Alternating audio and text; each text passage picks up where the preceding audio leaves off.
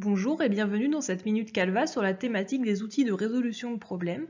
Problème dont nous allons cette fois apprendre à prioriser le traitement grâce à la matrice des risques.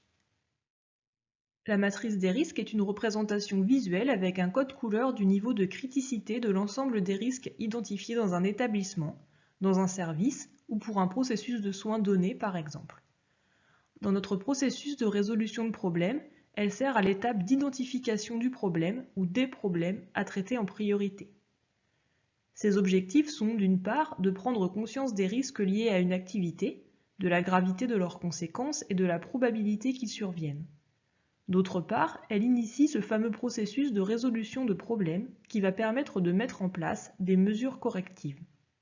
Voici maintenant les étapes pour construire votre matrice des risques. Identifier les risques. Qu'est-ce qui peut avoir un impact sur notre processus de soins, par exemple? Vous voici avec une liste de risques à traiter. Il n'est pas possible de supprimer tous les risques, et surtout pas dans les mêmes délais. C'est à ce moment qu'intervient votre matrice qui vous permet de prioriser et d'établir une stratégie pour chaque risque identifié. On poursuit donc avec l'analyse de chaque risque. Quelles conséquences ce risque pourrait-il avoir s'il survient? Quelle en serait la gravité? À quel point est-il probable que ce risque se matérialise ou à quelle fréquence survient-il? Attribuer un score de 1 à 4, par exemple, pour la fréquence puis pour la gravité, 4 étant la fréquence ou la gravité la plus élevée. Chaque établissement ou service doit créer sa propre échelle en fonction du type de risque analysé, suffisamment explicite pour que toute personne interrogée puisse coter facilement le niveau de gravité et d'occurrence. Pour cela, donner un exemple de conséquences peu graves, léger retard de prise en charge ou grave, séquelles permanentes, décès, et de fréquence d'occurrence, quotidien, mensuel, exceptionnel. Il est recommandé d'établir une échelle avec un nombre pair de niveaux pour obliger les indécis à se positionner. On détermine ensuite le niveau de criticité du risque en multipliant son score de probabilité par son score de gravité. La quatrième étape consiste à gérer le risque en fonction du score obtenu et de sa position dans votre matrice de criticité. Première possibilité, accepter le risque, pour des scores de 1 à 3 par exemple, si l'effort à fournir est plus élevé que le bénéfice à en tirer. Une solution possible mais plus rarement envisageable est d'éviter le risque en arrêtant ou en choisissant de ne pas développer une activité par exemple.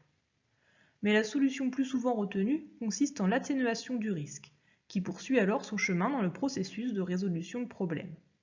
On pourra choisir de réduire le niveau de gravité par des mesures de protection et la probabilité de survenue par des mesures de prévention. La combinaison de ces mesures étant nécessaire pour les risques les plus critiques. Il est impératif de se poser cette question.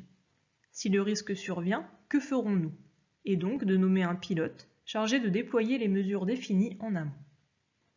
Enfin, il est aussi possible de transférer un risque vers un tiers, l'exemple le plus fréquent étant celui de la souscription d'une assurance. Quelques points de vigilance lorsque vous établissez votre matrice des risques. Attention, un risque évolue. Son niveau de probabilité en particulier évolue dans le temps, plus ou moins rapidement. Il faut donc les surveiller et réviser régulièrement les cotations. Le niveau de criticité d'un risque est spécifique de votre établissement. L'analyse doit être faite en fonction de vos propres données. Enfin, comme pour chaque outil de résolution de problème, la cotation des risques doit se faire de façon collective et pluridisciplinaire. Maintenant, c'est à vous de jouer et nous vous retrouverons bientôt avec un nouvel outil.